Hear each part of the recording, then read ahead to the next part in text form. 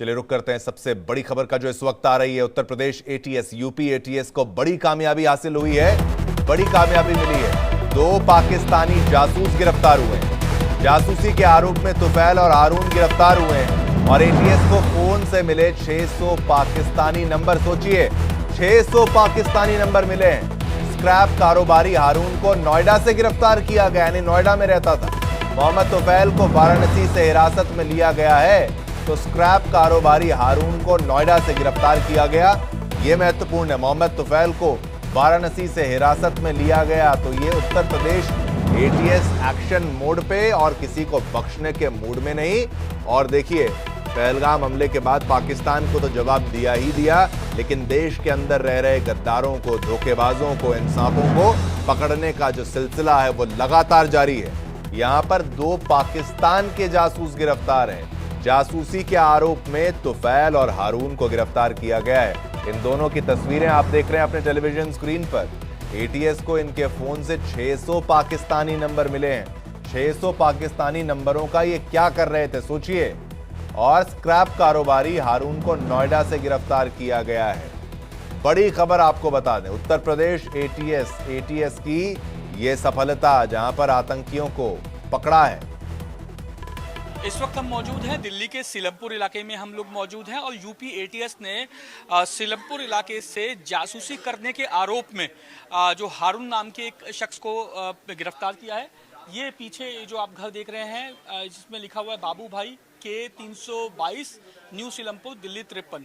इसी में जो हारून रहा करता था, स्क्रैप का वो काम किया करता था और उस पे यूपी एटीएस का ये शक है कि वो जो पाकिस्तान एम्बेसी में मुजम्मल हुसैन नाम का जो कर्मचारी था उसके साथ मिलकर जो है वो भारत के खिलाफ जो है जानकारियां पाकिस्तान की आईएसआई जो खुफिया एजेंसी है उसको मुहैया करवाता था। हालांकि आप देखिए साफ तौर पे तमाम लोग इस समय भी यहाँ पर मौजूद हैं और बातचीत लगातार जो है वो की जा रही हैं।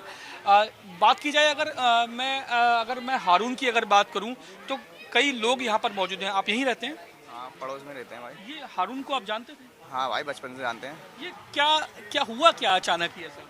अचानक क्या भाई, अब देखो हिंदुस्तान में चल क्या रहा है ये तो सबको पता ही है आजकल क्या चल रहा है। बाकी बड़े अच्छे इंसान है, ऐसा कोई बात नहीं। अब बनाने को कुछ भी बना सकते हैं क्या जी, कि वो हैं जासूस हैं, आतंकवादी, कुछ भी ना लगे। बाकी ऐसे इंसान नहीं है, बेचारे बड़े सीधे इंसान है। अच्छा, कब यूपी एटीएस आई थी? ये तो मेरे को पता नहीं है, मेरे को तो कल ही पता चला कि पुलिस वालों ने हारून भाई को उठा लिया। यूपी एटीएस जो बोल रही है उसका ये कहना है कि जो हारून है वो पाकिस्तान एम्बेसी में एक मुजम्मल जो हुसैन नाम का एक शख्स है जो वहाँ पे काम करता है, उसके साथ मिलकर जासूसी का काम किया करता है। ऐसा आपको लगता है? नहीं भाई, मेरे को नहीं लगता है ऐसा काम करता होगा। इंसान को फुर्सत नहीं है आजकल के काम से, अपने कबाड़ा काम में आदमी इतना ही उलझा हुआ है और रिश्तेदारी घर गृहस्थी है, ऐसा कोई काम नहीं करेगा भाई। मुझे नहीं लगता, ये तो फंसाया जा रहा है सामने वाले को। कब से रह रहे थे हारून यहाँ पे?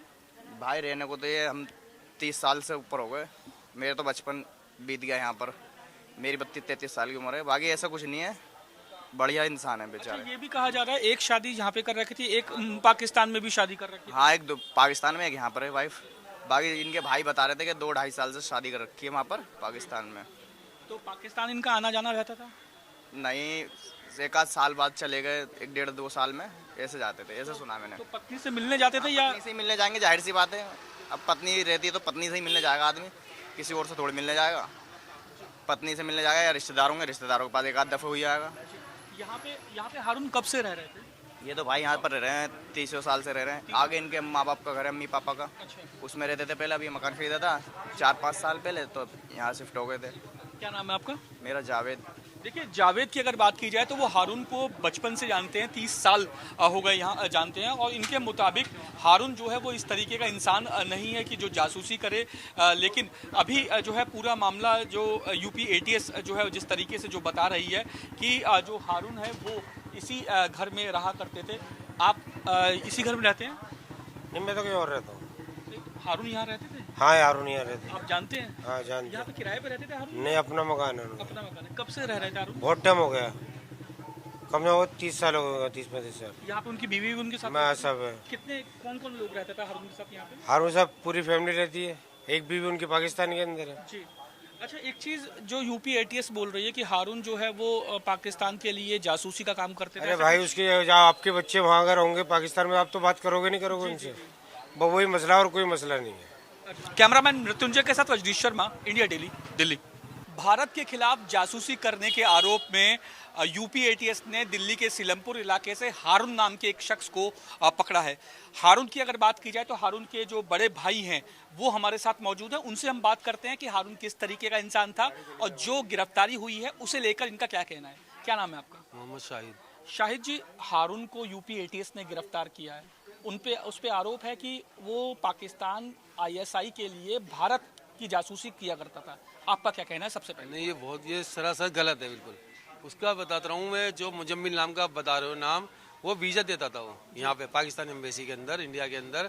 तो उससे वीज़ा लेने जाता था, उससे थोड़ी बात हो गई होगी, तो कॉल में बात हो गई होगी, तो उसी को लेके इसकी वो कर दिया कि इससे वो जासूसी था, वो था। वो सिर्फ अपनी बीवी से मिलने जाता था पाकिस्तान उनके अंदर, वो हमारी रिश्तेदारी में ही है, मिलने जाता था। जो भी गया है अपनी बीवी से भी नहीं आता था। उसका ये कर दिया क्योंकि फोन में ज़्यादा बात होती थी। जब बीवी है तो बात भी करेगा, जाहिर बात है। तो उसी रिश्ते की पाकिस्तान इतनी सारी बात कैसे होती है। अब पाकिस्तान की कॉलें निकालो कि पता लगेगा क्या बात होती है, क्या बात नहीं होती है, पता लग जाएगा वो। शाहिद जी, ये कहा जा रहा है यूपी एटीएस के द्वारा कि लंबे समय से जो हारून है वो ये काम कर रहा था, पाकिस्तान एम्बेसी जाता था, मुजम्मल हुसैन से मिला करता था। और ये भी बताया है, जो यूपी एटीएस ने जो बताया है कि मुजम्मल जो है वो हारून के जरिए जो वीज़ा जिन लोगों को दिया जाता था उसमें वो कमीशन लेता था, जिसमें से एक मेरा सवाल सुन लीजिए, जिसमें से कुछ हिस्सा हारून रखता था, बाकी हिस्सा हारून जो है वो एक कुछ अकाउंट नंबर दे दिए थे उसमें जमा करवा दिया करता था। इस पे क्या कहना है? नहीं, इसका हमें कुछ नहीं मालूम इस बारे में। और ऐसा क्यों करेगा ये बताओ। हमें नहीं दिलाएगा वीज़ा, वो हमारे घर से कोई नहीं गया पाकिस्तान, हमें वीज़ा नहीं दिलाता। जब दूसरों को दिला सकता, हमें नहीं दिला सकता वीज़ा।